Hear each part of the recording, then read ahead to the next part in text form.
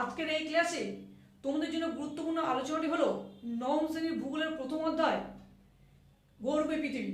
এই অধ্যায় থেকে পরীক্ষার জন্য কোন কোন এমসিকিউ প্রশ্নগুলি বা অতি সংক্ষিপ্ত প্রশ্নগুলি বা এক দু কথা উত্তর দাও যেসব প্রশ্নগুলি এসে থাকে বা তোমাদের পরীক্ষায় শূন্যস্থান পূরণ বা শুদ্ধ অশুদ্ধ হিসেবে যেসব প্রশ্নগুলি এসে থাকে সেই সব প্রশ্নগুলি নিয়ে আলোচনা করা হবে আজকের এই ভিডিওর মাধ্যমে।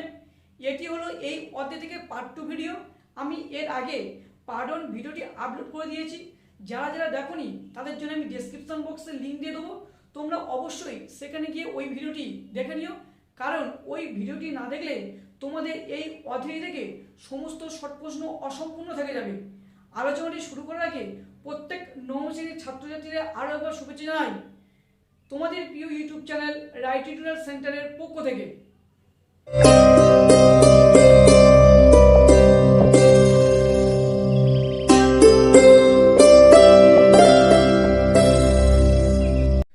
প্রথম অধ্যায় গৌরবে পৃথিবী, গুরুত্বপূর্ণ এমসিকিউ পার্ট 2। 1 নম্বর প্রশ্নটি হলো পৃথিবীর নিম্নতম স্থানের নাম কি? উত্তরটি হলো প্রশান্ত মহাসাগরের মারিয়ানা খাতের চ্যালেঞ্জার ডেপথ, গভীরতা 11,033 মিটার।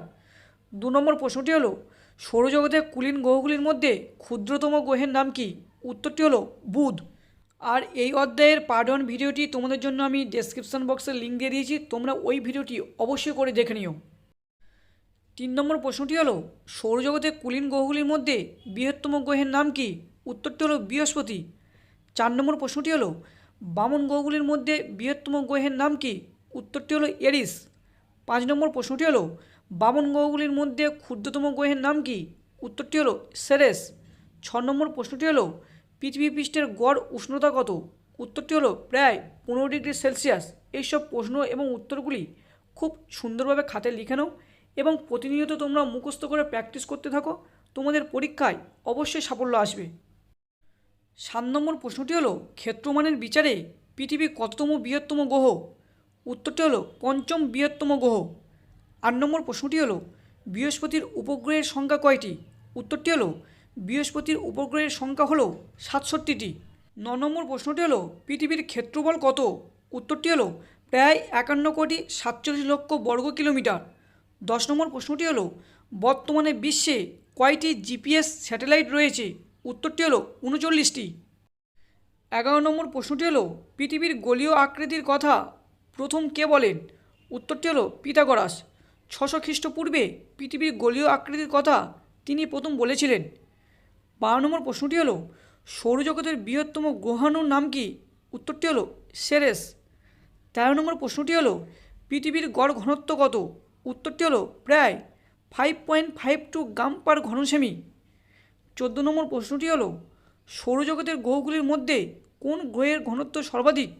উত্তরটি হলো সৌরজগতের পৃথিবীর গ্রহের ঘনত্ব সর্বাধিক।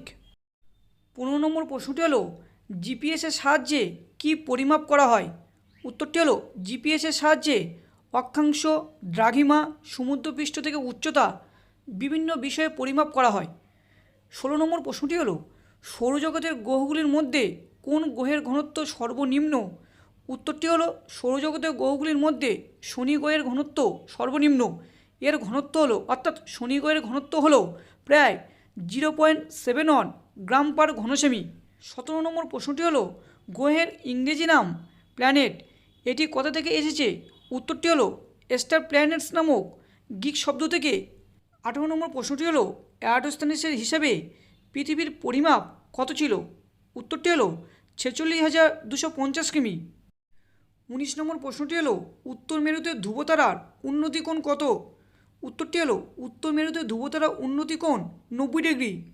20 নম্বর প্রশ্নটি হলো কোন বহিস্থ গ্রহের ব্যাস সর্বাধিক? উত্তরটি হলো বৃহস্পতি গ্রহের ব্যাস সর্বাধিক। 21 নম্বর প্রশ্নটি হলো ঘড়ির দোলন পরীক্ষাটি কে করেন? উত্তরটি হলো জ্যাঁ রিচার। 22 নম্বর প্রশ্নটি হলো খালেসের মতে পৃথিবীর আকৃতি কেমন? উত্তরটি হলো খালেসের মতে পৃথিবীর আকৃতি চাকতির মতো। 23 নম্বর প্রশ্নটি হলো অ্যানাক্সকি ম্যান্ডারের মতে পৃথিবীর আকৃতি কেমন? উত্তরটি হলো বেলনের মতো। 24 নম্বর প্রশ্নটি হলো উঁচু স্থান থেকে দিগন্ত রেখাকে দেখতে কেমন লাগে? উত্তরটি হলো বৃত্তাকার। 25 নম্বর প্রশ্নটি হলো ভূপৃষ্ঠ থেকে উচ্চতা বৃদ্ধির সঙ্গে সঙ্গে দিগন্তরেখার পরিধি কীরকম পরিবর্তন হয়?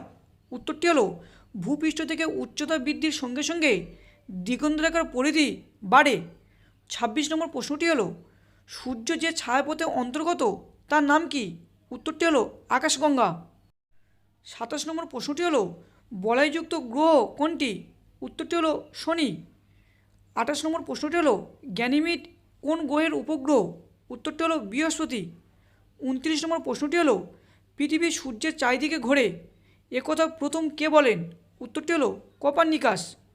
30 নম্বর প্রশ্নটি হলো কুলীন গ্রহগুলির মধ্যে আবর্তনের সময় সবচেয়ে কম কোন গ্রহের? উত্তরটি হলো বৃহস্পতি। কত সময় লাগে আবর্তন করতে? উত্তরটি হলো 9 ঘন্টা 50 মিনিট। আর এই ভিডিওটি যদি তোমার একটু উপকার লেগে থাকে তাহলে অবশ্যই ভিডিওটিকে লাইক করে কমেন্ট করে জানিও ভিডিওটি তোমার কেমন লাগলো। আমার চ্যানেলে নতুন হলে চ্যানেলটিকে অবশ্যই সাবস্ক্রাইব করে পাশের বেল আইকনে অল নোটিফিকেশান সিলেক্ট করো পরবর্তী ভিডিওর নোটিফিকেশান পাওয়ার জন্য।